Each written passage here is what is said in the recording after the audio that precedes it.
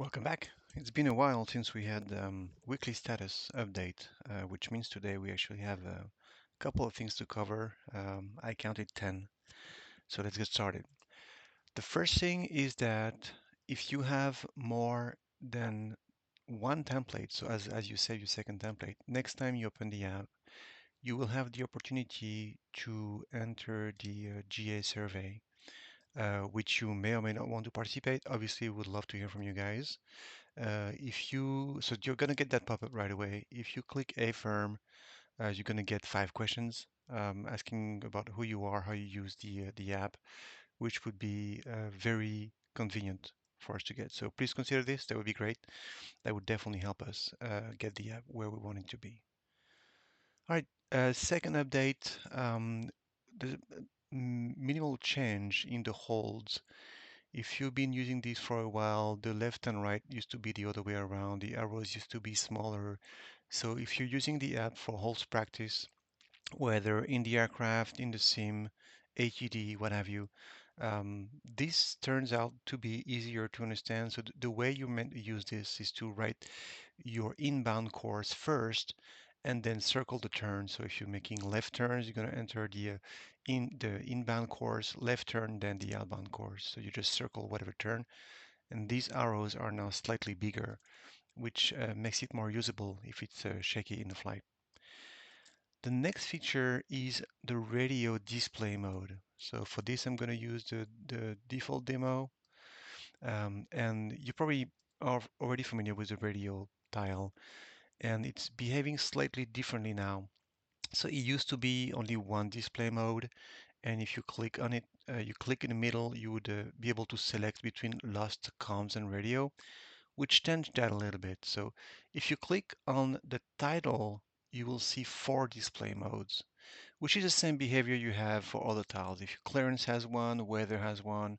So it's a very familiar pattern if you've been using the other tiles. That if you click on a title, you can pick the display mode.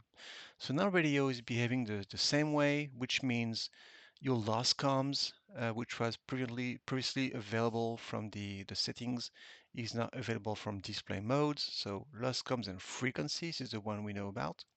If you want to change the frequencies, you click inside the tile to change the whatever content. You still have the lookup feature is still there. It behaves exactly the same way. We have more real estate for the actual frequencies, which is better, but you basically have now this display mode. And you did pick up in the display mode that we now have 2 new entries for the radio tile, which is the VOR Service Volumes.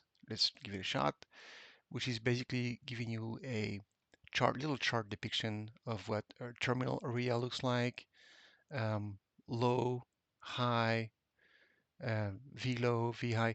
So it basically matches whatever you see on a sectional or your low IFR. That will show you the same series volumes. Typically something that I really don't want to memorize myself. So I mean, at least for my own use, I think it's great that I have that handy. So that's it for service volumes. And the fourth display mode for radios is ILS or localizer. So if you have an instrument approach and you want to write things down, um, this is pretty convenient. Obviously, there's many ways you can write these down. When you brief the plate, if you want to brief the plate ahead of time and write down whether it's going to be an ILS or localizer, you can circle which one it is. If you are shooting an ILS approach, turns out the glide path is not is broken or whatever, you can switch to localizer right away. You're going to write down what approach that's going to be, what is the inbound course, what's the frequency of the localizer. So as you're briefing the plate, you can write things down. What's the ADIS frequency, which ADC you're speaking to, whether you're going to be transitioning to tower or CTAF, you can circle whatever you want along with the frequency. Write down a couple of fixes, so that's meant to be your pseudo profile backup. What are your fixes with your altitudes and your minimums, which obviously you're going to brief in the plate. Once you go miss, you're going to climb to, so we give you the free arrows, you don't even have to draw the arrow. Climb to whatever, turn to whatever, go to wherever. But that's the idea, that you get a more structured way to write down your ILS approach briefing. Obviously, you can do this with the notes as well if you want the free form. But when you're practicing, you're gonna shoot, whatever number of ILS. I found this to be really, really handy. All right, going back to the new stuff. Um, Checklist capacity uh, is now shown. So in the checklist demo, we have at the bottom here the maximum number of items. If you're using single column, 33 items, dual column, 70, and the three column is 120. This used to be hiding in plain sight, and now it's at the bottom of the list. So not that you would want to have that in your actual list, but it gives you an idea. If you need something really dense, you can go for three columns, depending on how many items you have in your list. Uh, these do not impact your ability to export. You can always export this checklist to ForFlight, regardless of the number of columns.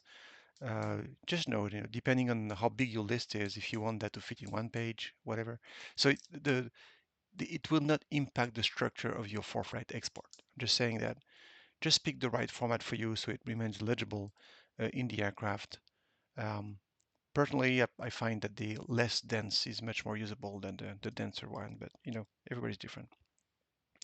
All right, speaking of demos, we now have the IFR Flight Demo, which is a strips page.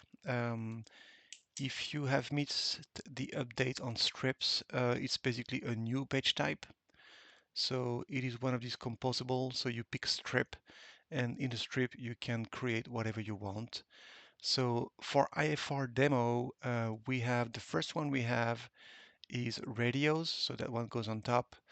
Then we have the ATIS, which gives you, info, whatever, fuse, scatter broken, overcast, stuff you can write down. Then you can enter your clearance. For this one, for the demo, we use a note here. I don't know whether that's relevant for everybody. I found other formats to also work well. So, for example, if you're going to multiple destinations, you may want to keep your notes at the bottom. So maybe the next one is another radios EDIS. Let's say you're going to a second airport, and then you have your taxi when you land, and then your notes. Since notes is going to fill the page, the order matters. So if you move the notes around, you're going to move things, and I mean compose it the way you want. But the intent of the IFR demo is to give you a starting point, which you can edit. So if you want to edit, just click on the title. You can move things around, delete things, and recompose this any way you want. But the idea is to give you starting point so that you don't have to create everything from scratch. Once you're done creating, there's two ways you can exit the page, either by clicking the done adding strips or by using the title, which is a toggle. So you can toggle between the edit mode and the view mode. This prints as typical pages, so you can flip the back if you want to look at front and back while the kneeboard is clipped. You can use the flip method to have that showing the right way around. What else? We have an improvement in the airport list. So as you go into anything that requires an airport code. So for example, I don't know, maybe the charts is a good example. Uh, when you get to pick an airport, you see here the list of airports that you recently selected. It used to be a much shorter list because we were only showing the airports that were used during the current session, which starts at 0. So this is now looking at your history. So this is your most frequent used airports that we memorize. So and that's across the app. So this list, Renton, Feldsfield, Boeing Field, whatever, is going to show whether I am, for example, using the airport tile. You're going to see the same list. Obviously, if I'm in a tile as opposed to a page, I'm going to have less real estate, so I can only show the last 3. But it's the same idea. If you're using the same airports over and over, you shouldn't have to type the code more than once if this thing serves its purpose.